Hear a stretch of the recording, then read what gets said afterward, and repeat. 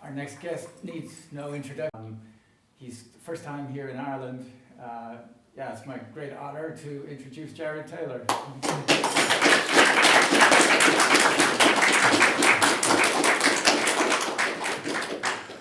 Well, thank you very much, Martin. As he explained to you, it is my first time here. I'm delighted to be here. And as Millennial Woes was remarking, it's just startlingly white, at least those of us coming from the third world, as I do. No, it's really, I'm going to be here for another 3 or 4 or 5 days, and I'm really looking forward to it. First time in Ireland, and I don't suspect it'll be my last. Really, it's a wonderful place. What I'd like to speak to you about today is what I call the worldwide Brotherhood of Europeans. Now, why do I, as an American, come to talk about Europeans? After all, I'm about as American as a human being can possibly be. The first Taylor came to the colonies in 1635, and on both sides of my family, we were firmly implanted in North America well before the revolution against England.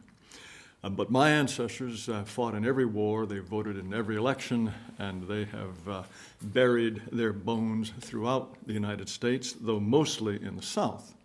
Still, I very much consider myself a European. The people who founded the United States were European in every important respect. Their language, their culture, their way of looking at the world, their religion, everything about them was exclusively and fundamentally European. My blood is mostly English, sorry, but also Scots, Dutch, a little French Huguenot, and therefore Europe is very much my ancestral and spiritual and cultural home. And it is also the cultural and ancestral home for millions of other Europeans who have spread all around the world, to New Zealand, or Canada, South Africa. All those people, too, they took the torch of Europe far overseas, and they built lands that are unmistakably part of Europe and part of the West. And when I speak of Europe, I talk about not just this priceless cultural heritage we have, but an equally priceless genetic heritage. Our culture as Europeans cannot be separated from the distinct people that created it. We are the same tribe, and all of us in this room have a much closer genetic association to every other European than we do to anyone whose origins are from outside of Europe. And I believe that in order to understand Europe, to love it, and defend it, it's essential to understand that we are all of one race. No other race of people could have created this civilization, and no other race will carry it forward in a meaningful way. And where you find our people, you find our civilization, and when you find our civilization, you also find our people. So all Europeans are our extended family, and it is natural and normal for us to love our extended family, and we hope that this group of people will go on forever. Each of us will die, but we each play a tiny role in the history of the European people, and we wish our heritage to continue as far into the future as it's possible to see. We want it never to die. Of course, alas, it is threatened with death. And let me begin by speaking about my own country, the United States. As many of you probably know, in 1960, the United States was about 90% white. And we had an immigration policy that was designed to maintain a white majority. And this immigration policy continued until about 1965. And since that time, the number of whites has dropped from nearly 90% to about 62 or 3%. And according to all present predictions, in 26 years, the people who built the country, the founding stock of the United States, will be a minority population. And my country is rapidly ceasing to be an outpost of Europe, and with catastrophic results. Normally, it's very difficult to predict the future. But for us, it's very easy to see the demographic future of the United States. All we have to do is go to Detroit or Newark or East St. Louis or big chunks of Chicago, Los Angeles, and the future is there. So instead of Europe, we have outposts of Africa, Latin America, Asia.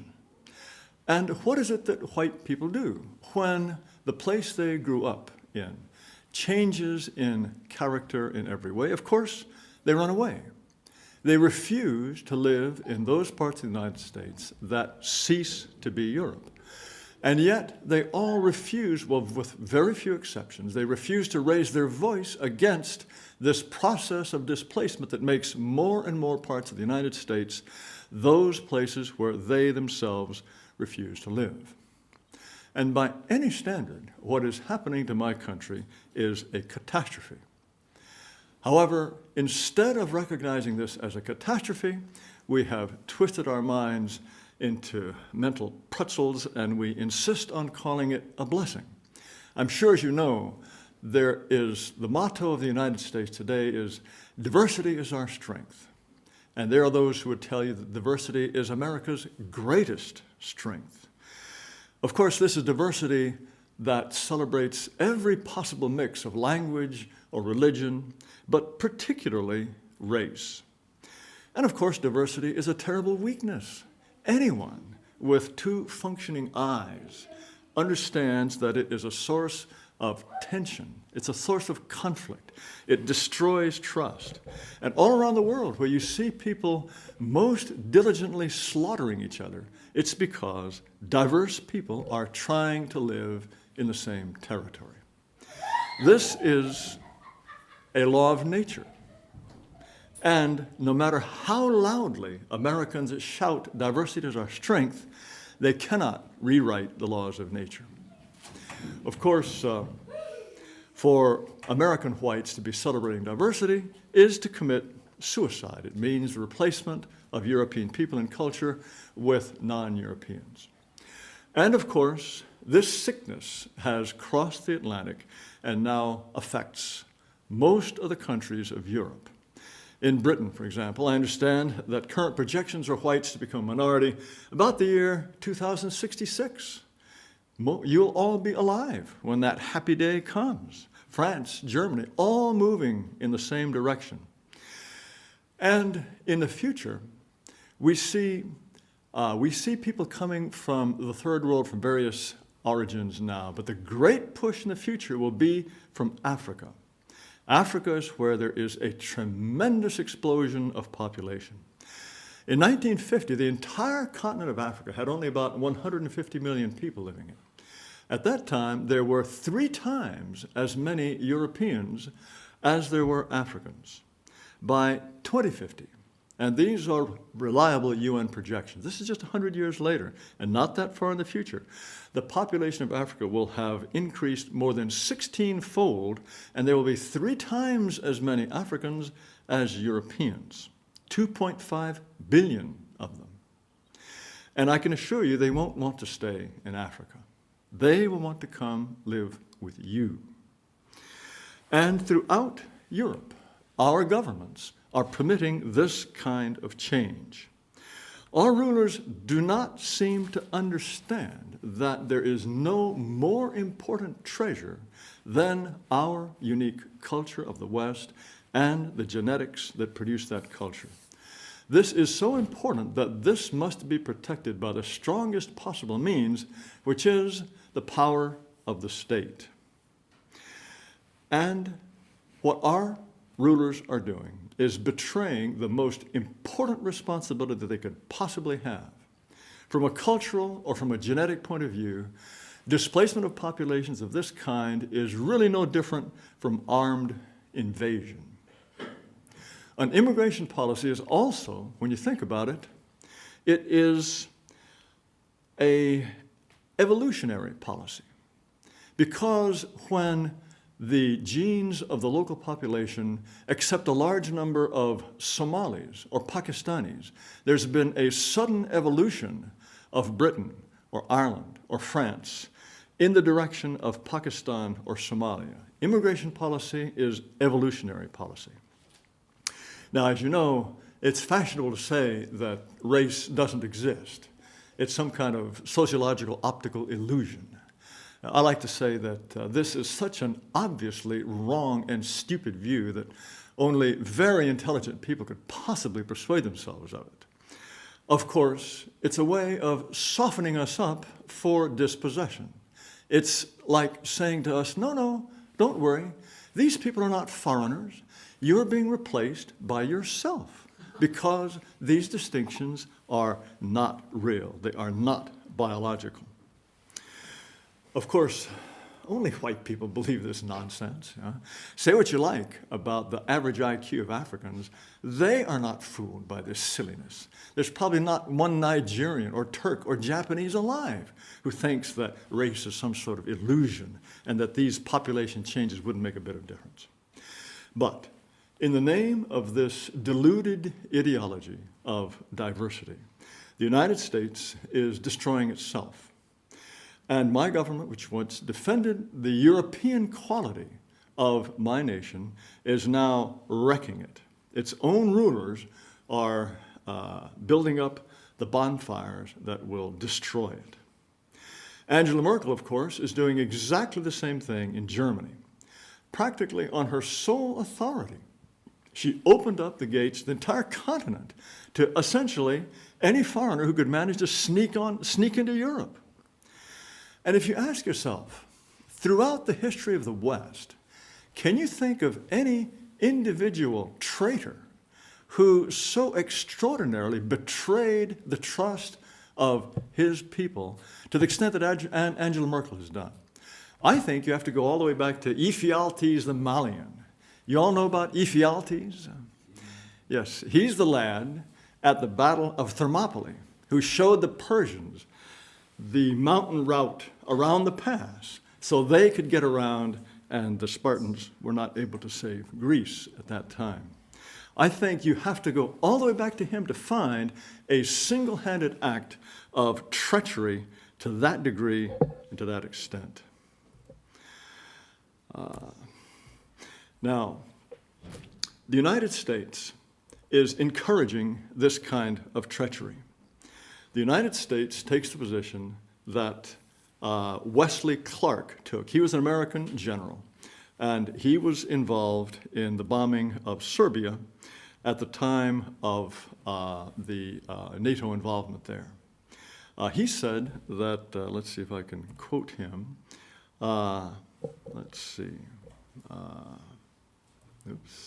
He said, "There is no place in modern Europe for ethnically pure states. That's a 19th century idea. And we are trying to transition into the 21st century, and we are going to do it with multi-ethnic states." This is an American general basically saying the United States of America is going to condemn every one of you European countries to multiracialism. And the United States, although it is in the process of destroying itself, still has enormous power, enormous influence all around the world, and that will continue for some time. But my country has become the greatest enemy on earth of any kind of healthy European nationalism. If you wish to commit suicide, we will help you. If you want to live, we will oppose you.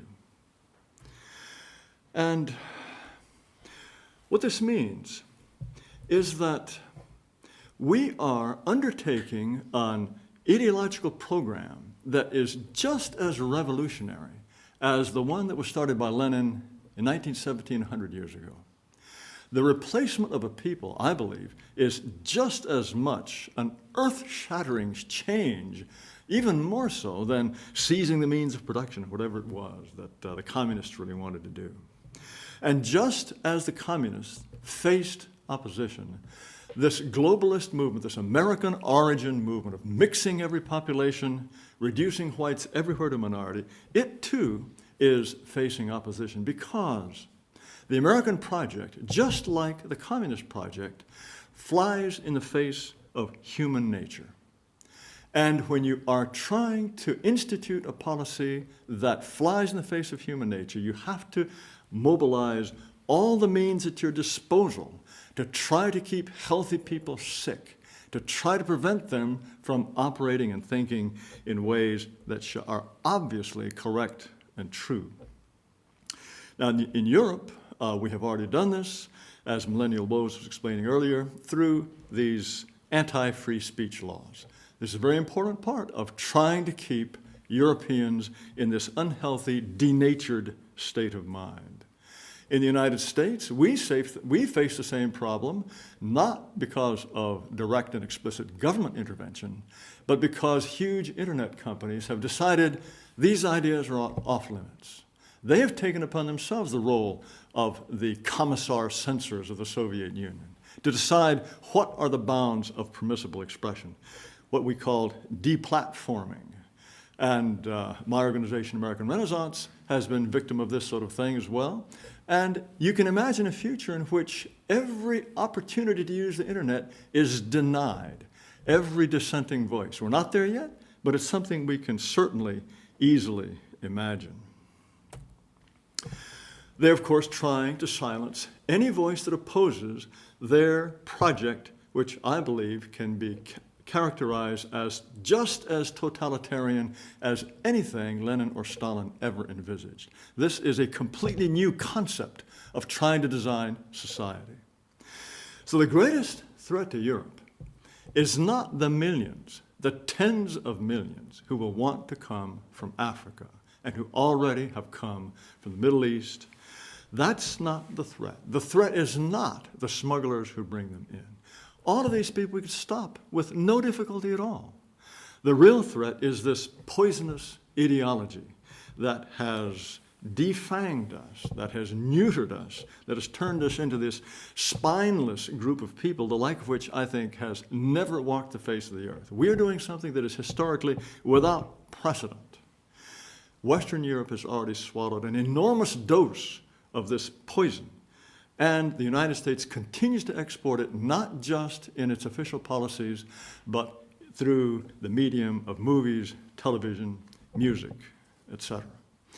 Now, we are cut off, I believe, not just from our ancestors. We're cut off from our contemporaries. In the West, we tend to be individuals, atomized. What we are best at is consuming, trying to make our lives as comfortable as possible. And this atomization leaves us without a sense of heritage or destiny, and certainly without a sense of duty. And unless we are able to rekindle a sense of peoplehood, just as all non-whites seem to have this basic sense of being in it together, a sense of peoplehood, if we're unable to do that, we face, as Millennial Woes was saying, oblivion. We have to see ourselves as links in this chain that goes back 2,500 years in the past and should go forward forever. Now, there are parts of Europe that have so far avoided this terrible poison, certainly to the extent that we have suffered from it. I don't know how many of you are old enough to remember how much we used to pity the countries on the other side of what we called the Iron Curtain. Oh, these poor people under the yoke of communism living in such desperate, dire straits. Well, they avoided the poisons that are killing us. And so, having avoided this kind of paralysis, we have governments in the eastern part of Europe that are almost as healthy as anything we would wish to establish in the West. Viktor Orban of Hungary, he's one of my favorite politicians. In 2016, he said, "At last, the peoples of Europe have understood that the principles of life that Europe has been built on are in mortal danger. Mass migration is masquerading as a humanitarian cause, but its true nature is the occupation of territory." In 2016, same year, the Prime Minister of Slovakia, Robert Fico, he says, "Islam has no place in Slovakia. Migrants change the character of our country. We do not want the character of this country to change." What could be more straightforward or healthy than that? And also just this year, the former Czech Republic President Václav Klaus, he says, "We refuse to permit the transformation of our country into a multicultural society, as we currently see in France and in Great Britain." Now, I don't know if you followed the career of Beata Szydło, who is the current Prime Minister of Poland. The predecessor government had agreed with the European Union. They were going to take in their due quota of Middle Eastern so-called refugees. Well, she campaigned against this, and she won. And she looked the Chancellor of Germany in the face on their first meeting and said, "Angela, baby, you can keep your muzzies." I'm paraphrasing, of course. But this is a remarkable expression of national cohesion and solidity. This kind of government is possible for white people. And to me, it is hugely gratifying that there's not just one such government, but the whole Visegrad group, even places like Slovenia, the Baltic republics, all of them, the ones that were suffering under communism, and Russia as well, they tend to have a much, much healthier view of nation, of peoplehood. It's so ironic that those countries that were living under an ideology that was expressly universalist and anti-religious are the most religious and the most nationalist today. I think also one of the reasons that they are healthy is that they have seen what appeared to be permanent regimes crumble practically overnight. They know that nothing is permanent. Things can change. They also, I think, were trained, or they discovered very early on, that what they were being told by their rulers and by their media was a pack of lies.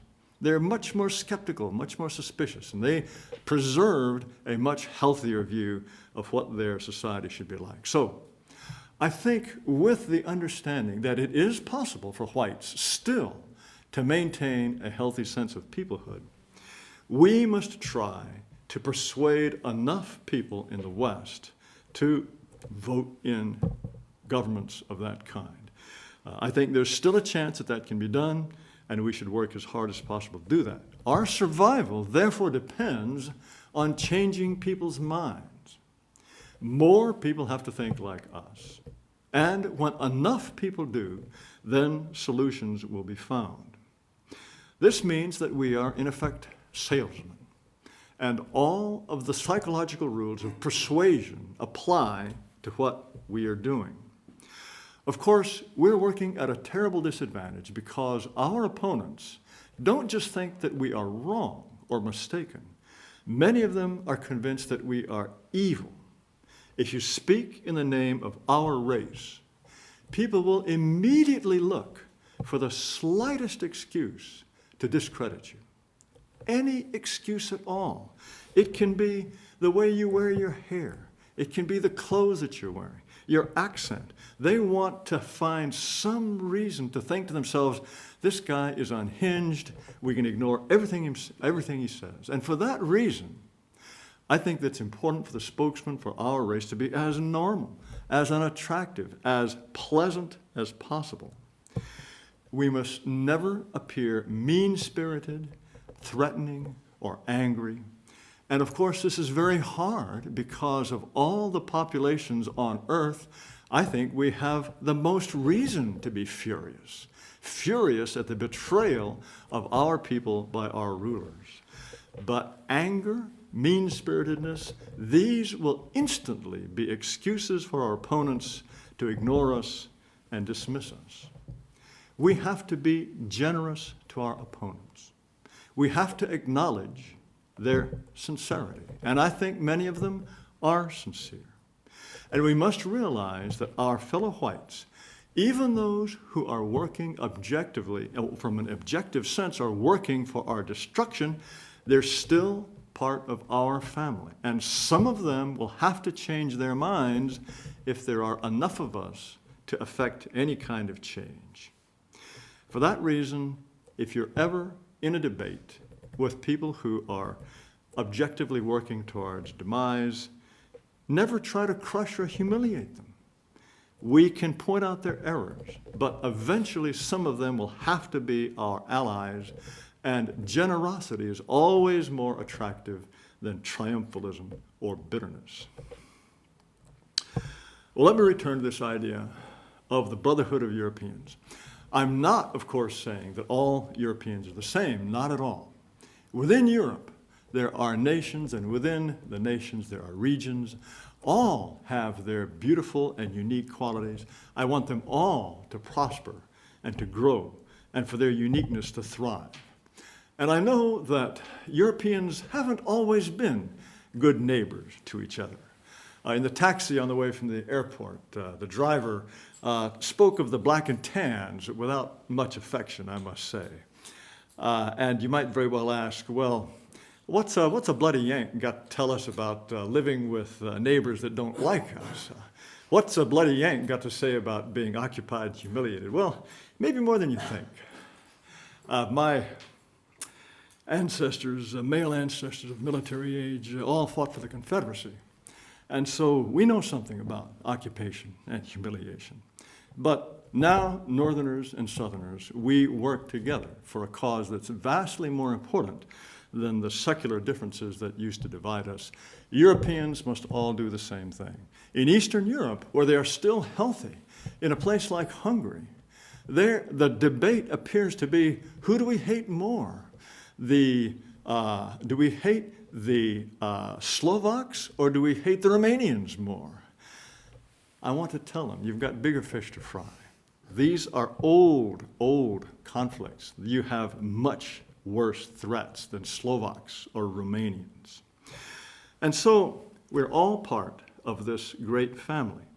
And although our governments across the sea do not speak to us, our voices are raised for you.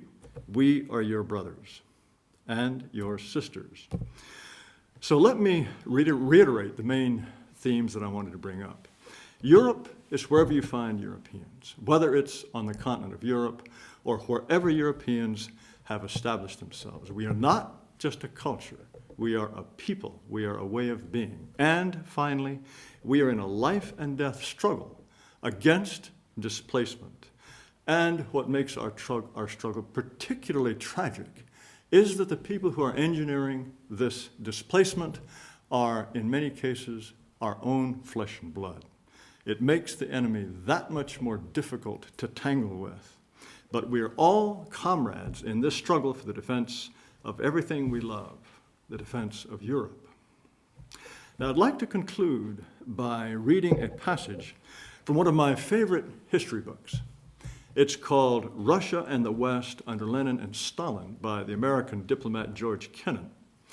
Now, this is Kennan writing about Bolsheviks. And let me point out that he hated the Bolsheviks. He thought communism was a terrible, bloody dead end. But this was what this very shrewd judge of men said about them. It was a startling experience for European diplomats and businessmen after long immersion in the Western society of the day, where the accent was so extensively on individualism, on personal vanity, on social rivalry and snobbishness, to encounter men who had a burning social faith and were relentless and incorruptible in the pursuit of it. The Soviet leaders knew what they wanted. They worked day and night to carry it into effect. They gave no thought to themselves. They demanded discipline from others. They accepted it for themselves.